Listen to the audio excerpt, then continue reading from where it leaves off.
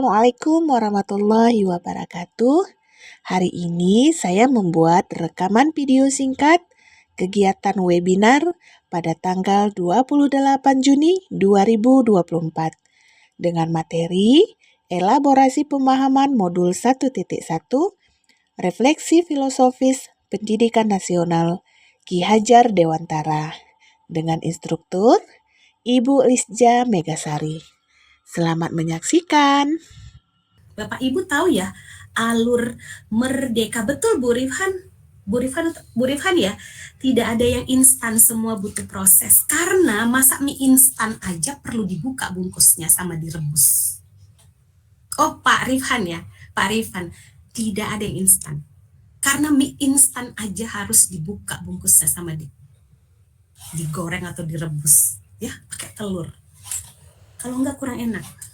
Ya, jadi tidak ada yang instan. Setuju banget Pak Rifan. Oke. Nah, Bapak Ibu sudah lewat alur merdeka, ini saya tulis di kolom komentar ya. Biar alur merdeka ya di MERDEKA.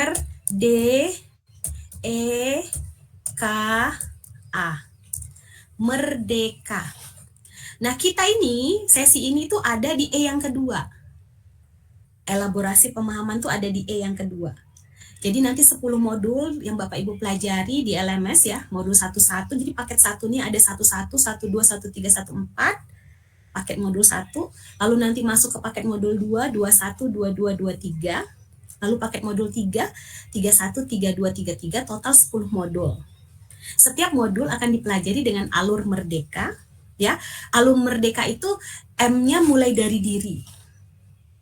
Ya, mulai dari diri. Jadi kalau modul 1.1 ini saya yakin Bapak Ibu sudah belajar pastinya di LMS. Sudah menjawab pertanyaan, lalu masuk ke eksplorasi konsep, lalu masuk ke ruang kolaborasi, ketemu sama fasilitator, demonstrasi kontekstual, ketemu dengan pengajar praktik dan sudah mencoba melakukan demonstrasi kontekstualnya, baru ketemu sama saya nih di elaborasi pemahaman. Jadi Bapak Ibu pasti nggak kosong nih. Sama seperti kata Kak Hadi, anak bukan kertas kosong. Begitu juga para CGP, saya yakin nggak kertas kosong. Makanya di awal ini, saya pengen perwakilan dong, satu Bapak CGP dan satu Ibu CGP untuk ceritakan dua hal nih. Yang pertama adalah, apa sih yang paling berkesan yang sudah dipelajari tentang modul ini? Misalnya kata menuntun, apa sih yang berkesan yang Bapak Ibu dapatkan? Oh, sebelum saya belajar modul ini saya berpikir seperti ini Bu Ega, sesudah saya belajar, oh ternyata kata Kak Hadi harus menuntun, atau mungkin kodrat alam, kodrat zaman. Boleh dielaborasi secara singkat dan jelas ya. Lalu yang paling berkesan saat yang kedua, apa yang pengen diperkuat? Misalnya, ternyata saya mendapatkan tantangan seperti ini, Bu Ega, dan saya pikir saya pengen lebih tahu menuntun itu gimana sih, gitu. Ya, jadi ini maaf ya, ini banyak yang raise hand, terima kasih, tapi 2 orang dulu ya. Kita lihat yang duluan raise hand, Bu Salmi, ya, Bu Salmi, ibu-ibu. Lalu ini ada Bu Karyati, tapi Bu Karyati maaf ya, saya cari bapak-bapak dulu ya. Biar adil nih, satu ibu, satu bapak. Bu Cut juga mohon maaf, kayaknya Pak Eko yang rezeki. Ya, silakan Bu Salmi dulu, baru Pak Eko.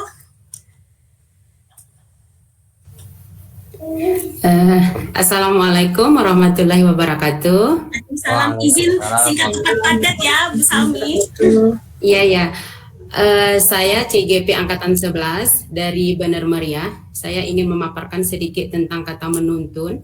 Awalnya pada saat saya belum mengikuti pelatihan CGP ini, saya sebenarnya sudah sering menuntun peserta didik saya di sekolah.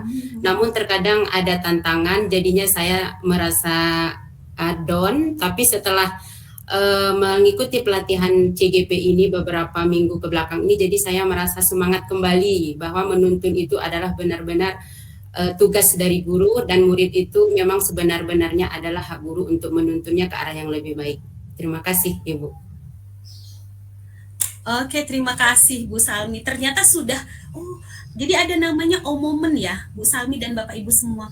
Oh, orang Indonesia begitu. Sebenarnya omomen ini itu pendapat saya ya, artinya saya yang nyebut omomen itu didasari dari ada satu istilah namanya aha moment. Karena itu orang barat ya yang menemukan momen itu. Jadi kalau seseorang belajar sesuatu, awalnya dia bingung, atau misalnya nyari kunci gitu deh, kunci rumah, di keliling-keliling rumah rupanya nggak ketemu, terduduk di ruang tamu, aduh saya mau pergi kunci rumah di mana, rupanya terlihat ada kunci di pintu. Di situ orang barat ya nyebutnya aha moment, momen kita akhirnya yang nggak ngerti jadi ngerti, yang nyari jadi ketemu. Mereka tuh gini, aha, kayak iklan susu formula ya, itu iklan barat, aha gini tangannya. Di Indonesia kita nggak, aha kita nyari kuncinya ketemu, kita bilang oh ngomong oh sambil ngangguk-ngangguk kan, oh jadi Betul. oh momen. Dan Bapak Ibu kalau kayak Bu Sami, saya yakin Bu Sami ketemu oh momen, oh ternyata menuntun itu bagian ya dari modul 11 guru penggerak, dan oh saya sudah melakukannya, walaupun kadang waktu dulu tuh ada daunnya, ada pasang surut ya Bu Salmi ya, Betul. semangat gitu ya. Jadi Bapak sering sekali memang CGP itu bilang ke saya kalau Bu Ega kalau belajar di guru penggerak 10 modul ini saya seperti menamai apa yang sudah saya lakukan selama ini ya. Saya kira saya itu belajar hal baru, ternyata saya selama ini yang saya lakukan sudah dilakukan. ternyata ada pendapat ilmiahnya. Misalnya kayak modul 1.4 nanti itu ya, disiplin positif. Ada guru yang bilang, udah saya marahi Bu Ega, saya bentak anak itu, saya hukum, udah saya hajar ya, saya sihir, tapi enggak ngerti juga Bu Ega, nggak ngerti juga dia Bu Ega, capek saya, akhirnya saya panggil dia. Saya ngomong hati ke hati. Jadi maumu apa nak? Pengen jadi apa dah besar nanti? Coba dulu bilang, ibu nggak mau marah lagi lah, ibu nggak mau menghukum kamu lagi, kamu maunya apa? Ternyata di 1.4 itu disebut dengan segitiga restitusi. Nanti ya 1.4 ya. Namanya segitiga restitusi, ternyata itu momen. Ternyata saya sudah lakukan. Dan artinya memang elaboratif program ini ya, ada. Makasih Bu Salmi. Satu pertanyaan yang kedua, apa yang pengen Bu Salmi pelajari lebih dalam nih dari KHD? Yang ingin saya pelajari lebih dalamnya bagaimana cara saya itu bisa membawa peserta didik saya itu ke arah yang lebih baik dan bisa menjadikan peserta didik itu dapat bertanggung jawab atas dirinya sendiri untuk menghadapi perkembangan zaman ke depannya. Oke, terima kasih Bu Salmi. Nah, pertanyaan Bu Salmi itu membuat saya jadi pengen nunjukin slide ini. Jadi Bapak Ibu di sini ya, Bung Simon pengembang modul sudah membuat modulnya yang ada di LMS, PDF yang berlembar-lembar itu, dan juga membuat slide ini. Jadi di slide ini ada yang Bu Salmi sampaikan tuh saya teringat ini nih. Nah, ntar ya. Sebentar.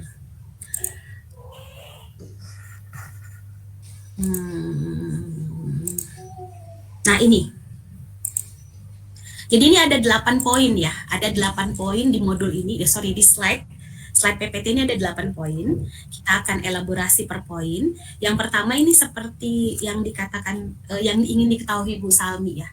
Gimana ya bisa Bu Ega saya mengantarkan murid saya bukan ke pintu depan kemerdekaan Republik Indonesia ya, tapi mengantarkan murid saya menjadi pribadi manusia merdeka pada dirinya sendiri, bukan karena disuruh orang gitu ya.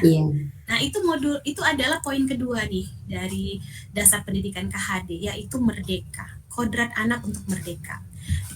Bung Simon, pengembang modul, mengutip nih ucapan KHD. Berawal kemerdekaan itu bukan hanya tidak terperintah, tapi juga dapat menegakkan dirinya dan mengatur kehidupannya dengan tertib, dan dia sadar betul bahwa tertibnya itu berhubungan dengan kemerdekaan orang lain. Jadi memang merdeka nanti pada akhirnya kita meminta anak untuk bisa mandiri pada dirinya sendiri, bukan karena diperintah. Nah Bu Salmi, bukan hanya Bu Salmi nih, tapi mayoritas Google Form itu bukan hanya di sini ya. Saya udah jadi instruktur CGP ini dari angkatan 1, masuk juga ke pembekalan CPP, kadang ada PP Bu Ega pernah di kelas ya, saya juga masuk ke penyegaran fasil dan juga kemarin ada upgrading instruktur, calon instruktur, dapat amanah lah dari Kemdikbud. Dan ini dari angkatan 1 itu biasanya CGP itu selalu semangat nih modul 11, tapi pertanyaannya sudah ke modul 33. Sami. Oke, jadi Ya, nggak apa-apa, Bu.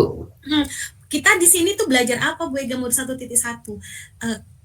Kalau bahasa Bung Simon ini pengembangan modulnya ya, kami IN ini perlu mengajak Bapak Ibu untuk takjub dan merasa kasmaran mengenai alasan mengapa kita jadi seorang pendidik. Bahwa kita itu perlu menuju kepada kemerdekaan murid secara hakiki, bukan hanya lahir. Kan ada yang bilang begini, kenapa sih merdeka belajar? Kan Indonesia udah merdeka dari tahun 45. Boleh dong di kolom komentar kalau ada yang mau ngasih pendapat. Nah ini agak berat ini. Kalau ada yang ingin berpendapat di kolom komentar boleh ya. Kenapa sih merdeka belajar? Kan udah merdeka.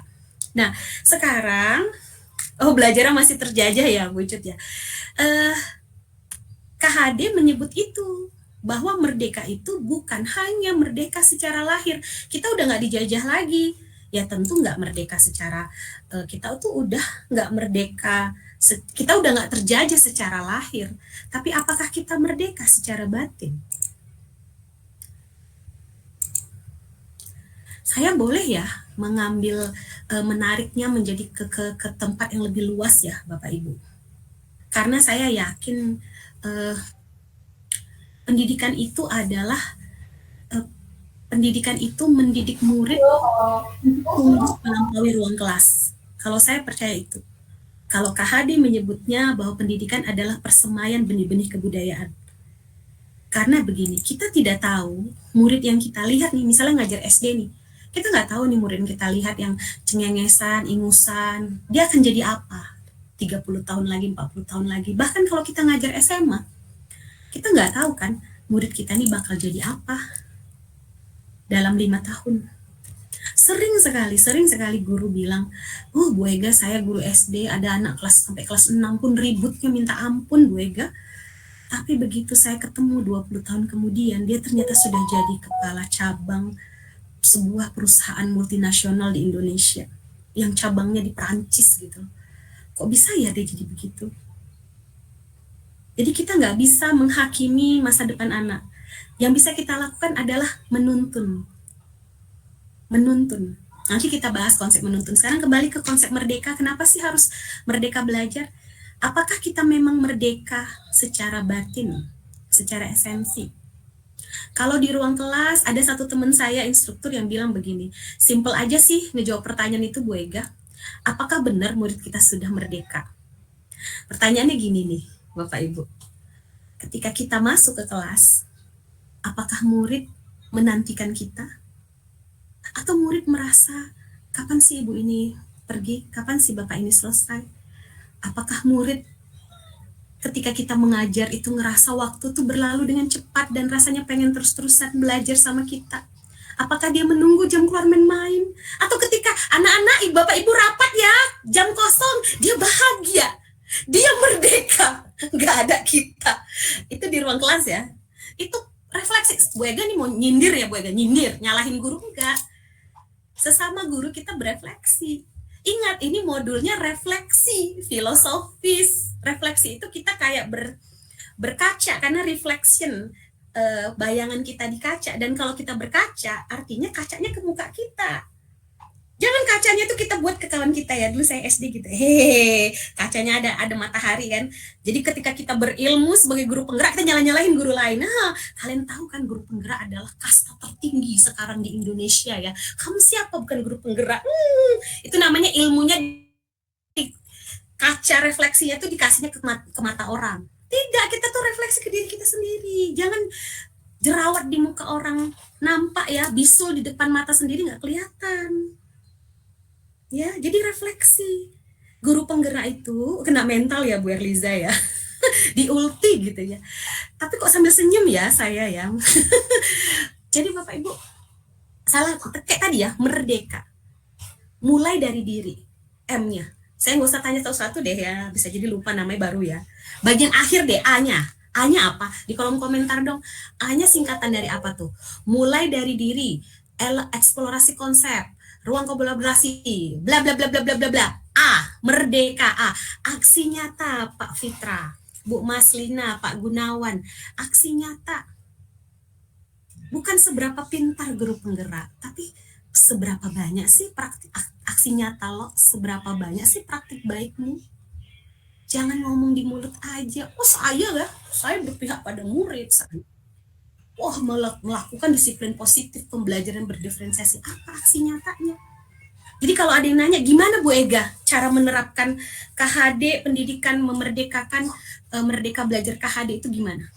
Seberapa banyak aksi nyata lo? Gitu aja. Ketika masuk ke kelas, apa nih yang saya buat ke murid hingga murid berubah? Apa medianya? Apa cara? Nggak harus pakai media, bisa aja cara. Bagaimana saya melakukan beragam cara, berbeda cara. Ingat tadi ya, yang saya sebut di awal. Kalau kita ingin mendapatkan hasil yang berbeda, kita nggak bisa menggunakan cara yang sama. Kalau kita pakai cara yang sama, hasilnya bakal sama. Itu logika umum. Jadi kalau kita ingin hasil yang berbeda, kita harus gunakan cara yang berbeda. Berbeda, bahasa Inggrisnya difference. Dalam konsep pendidikan, differentiation, diferensiasi. Jadi itu bukan metode, tapi mindset. Gimana kita bisa melakukan beragam cara agar murid ngerti. Kalau murid ngerti, murid happy, guru happy. Salam dan bahagia. Ingat, catat modul 2.1. Pembelajaran berdiferensiasi. Jadi kalau ada yang nanya, Bu Ega, banyak ya pertanyaan di Google Form ini, seide nih semuanya. Semangat ya. Pengennya modul satu-satu, semuanya 10 modul tuh plek. Padahal nanti 2.1. Pertanyaannya yang sama tuh nih saya catat. Bu Ega gimana, murid saya ada 30 apa 30? Ngajarnya malah dia bilang, Bu Ega gimana kalau rombelnya ada banyak, ada 250 murid, apa 250 cara? Nanti ya di modul 2.1, sabar. Kayak lagu kota ya. Pelan-pelan saja. Sabar ya, ini pertanyaannya banyak. Ini gimana Bu Ega? Jadi saya catat, oh ini di 21, di 22, oh ini di 14. Saya bukan nggak mau jawab ya, tapi durasi. Betul, Bu Jul, Bu Wani tadi ya, Bu Jul Hidawani, Bu Wani, betul memang harus bikin penasaran. Memang modul 1.1 IN-nya harus bikin penasaran dong. Oke, terima kasih Bu Salmi. Jadi tadi saya katakan di ruang kelas, oke, muridnya menantikan kita atau tidak.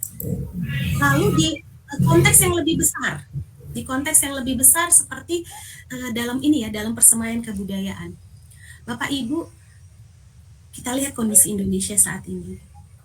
Saya tahu ada banyak guru yang nyalahin Kementerian Pendidikan. Ya, nyalahin dinas ya, atau nyalahin guru lain ya. Karena kita memang jujur aja, ini semrawut ini. Ya, kalau ada kesempatan pindah warga negara, mungkin banyak yang mau pindah warga negara, tapi bukan saya nggak mau pindah, Bu. Bukan saya menasionalisme, tapi saya nggak tahu caranya mau pindah ke luar negeri. Nah, tapi paling tidak gini, untuk kita yang udah nggak bisa keluar mana-mana nih ya di sini ya, apakah kita ingin Indonesia seperti ini aja? Tentu kita ingin Indonesia berubah, bukan? Tentu kita ingin Indonesia jadi lebih baik, bukan? Kalau atau Bapak Ibu itu hanya perasaan saya, siapa tahu Bapak Ibu nggak begitu. Gimana? Saya buat pertanyaan deh, jawab di kolom komentar. Bapak Ibu ingin Indonesia ini gini-gini aja? Kalau iya tulis A, tapi kalau Bapak Ibu pengen Indonesia ini berubah, ketik B di kolom komentar. Ya, B. Siapa tuh ada yang A, nggak apa-apa lah Bu Ega, saya senang nih kayak gini-gini aja ya. Saya nikmati aja lah kehidupan ini. Nah ini dari Pak Henry tadi ada menjawab, dikatakan belum merdeka Bu Ega karena yaitu tadi ya, siswa masih belum diperlakukan secara adil. Oke, terima kasih Bapak. Ada ice breaking dulu dari Bu Maislis. Nah oke. Terlalu lembutkah pendidikan yang sekarang? Oke. Baiklah, semakin menarik, benar Pak Henry. Kita lihat lagi nih, wah sudah banyak ya. Untuk berubah ya harus selalu bergerak, setuju banget Bu Mailis. Nah, B, tidak ada yang tulis aja. Tahu. Oh, kata Bu Cut, harus bisa dong Bu, Indonesia ini harus lebih baik lah, paling enggak untuk anak saya, paling enggak untuk cucu atau cicit kita ya. Nah, sekali lagi, gimana caranya kita bisa menjadikan Indonesia ini lebih baik? Nah, saat ini Kementerian Pendidikan berpikir Yuk kita coba gali. Ada lagu tuh ya, mutiara yang hilang, jumpa lagi. Gitu. Ada pertanyaan soalnya di Google Form, Bu Ega kenapa sekarang sih KHD dibahas, kenapa nggak dari dulu? Ya karena jangan ngasih contoh ya, tapi jadi contoh. Melihat pameran. Contoh nih, saya mau pakai contoh nih ya. Misalnya tujuan pembelajarannya adalah murid bisa menggoreng pisang. Yang simpel-simpel aja ya, murid bisa goreng pisang. Apakah bisa kita berharap murid goreng pisang kalau kita cuman, ya baca tuh buku resepnya? Pasti nggak bisa. Yuk, denger ya, Ibu jelasin ini ya tentang cara goreng pisang. Tapi dia nggak pernah lihat pisangnya, nggak pernah lihat kuali untuk gorengnya. Terus, oke, kita lihat gambar nih, gambar Chef Juna ya. Chef Juna menggoreng pisang. Naik kan levelnya? Itu lebih bagus, nggak apa-apa. Bapak Ibu belum gagal nih, walaupun cuma 30% sih, seperti di slide. Tapi paling tidak naik. Dan akhirnya tetap aja anak belum bisa terlalu baik menggoreng pisangnya. Karenanya Bapak Ibu bawalah kompor. Bapak Ibu bawalah pisangnya. Ini nak pisangnya, nggak bisa pisang barangan, nggak bisa. Dia harus pisang kepok untuk bisa digoreng. Ya, udah melihat langsung. Tapi melihat pameran, melihat demonstrasi itu juga hanya 50% Bapak Ibu. Caranya apa? Oh, masak bareng sama murid, berpartisipasi langsung bareng, itu pun 70%. Apa caranya? Anaknya yang motong pisangnya, anaknya yang goreng pisangnya. Kita tidak pegang pisangnya sama sekali. Ini P5. Jadi kalau ada yang berpendapat, kurikulum merdeka ini nambah-nambah kerjaan guru. Kembali ke tadi, ke awal pertanyaan saya di awal Bapak Ibu. Ketika kita ketemu guru murid yang tidak bisa, kita mencari cara yang repot, tapi kemudian bahagia. Jadi pertanyaannya, kontribusi apa yang kita lakukan untuk Indonesia lebih baik ke depan? Kalau saya sudah down, ngerasa saya misalnya ketemu sama guru lain yang lebih pintar, lebih cerdas, lebih menang penghargaan internasional, saya bukan siapa-siapa, tuh saya mikir, oh tidak, di kelas saya punya kesempatan membuat 20, 40, ada beberapa rombel murid saya itu jadi murid yang lebih baik. Dan siapa tahu mereka lah presiden Indonesia sebelumnya, seberikutnya kita nggak tahu. Jadi itu akan membuat saya merasa berharga dan membuat saya setengah mati menjadi guru terbaik di kelas, bukan menjadi guru yang terbaik di seluruh dunia, karena nggak mungkin semua guru menang lomba. Kenapa kita melakukan program guru penggerak dan meminta makin banyak guru yang ikut? Harapannya itu. Bayangin Bapak Ibu nih, ini karena libur ya. Coba kalau nggak libur, berarti tadi pagi masih ngajar. Pernah nggak mikir ketika Bapak Ibu ngajar, misalnya ngajar pagi, guru di Indonesia itu kurang lebih 3 juta. Mungkin 1 juta ngajarnya siang ya. Tapi mayoritas guru, apalagi yang SD, SMP, SD lah terutama itu, kurang lebih 2 juta guru jam 8 pagi itu sedang berdiri di depan kelas. Pernah nggak Bapak Ibu membayangkan saat ini ada 2 juta guru seperti saya sedang mengajar dan berdiri di depan kelas? Bayangkan kalau seluruh 2 juta guru itu betul-betul menjadi guru yang menerapkan kemerdekaan belajar ke murid. Mencari cara agar murid terlibat. Agar muridnya bisa goreng pisang semua. Bukan berteori, berceramah, anaknya salah dihukum, tapi nanti di modul 1.4 Bapak Ibu akan diberitahu bagaimana melakukan kesepakatan yang didasari oleh keyakinan kelas agar anak tahu bahwa dia tidak boleh melewati, dia tidak boleh menggunakan kemerdekaan dia melewati kemerdekaan orang lain. Belajarlah dengan baik di program guru penggerak ini ya Bapak Ibu. Saya yakin nanti akan ketemu omomen-omomennya. Atau kalau di program guru penggerak ini sering dibilang ketemu insight baru. Jadi insight itu ya miriplah dengan omomen ya. Oh ini, oh gini caranya. Oh sabar ya, pelan-pelan saja. Tapi paling tidak ini secara garis besar. Dan kita memang nggak bisa meminta anak langsung goreng pisang, ya kita harus jelasin dulu. Jadi sebenarnya bukan berarti nggak boleh menjelaskan, nggak boleh berceramah. Dia yang bilang, Bu Ega, kurikulum merdeka berarti nggak boleh ceramah. Ya nggak bisa lah. Kalian harus bisa naik sepeda. Udah naik sepeda terus, nggak ada dijelasin dulu ngeremnya gimana.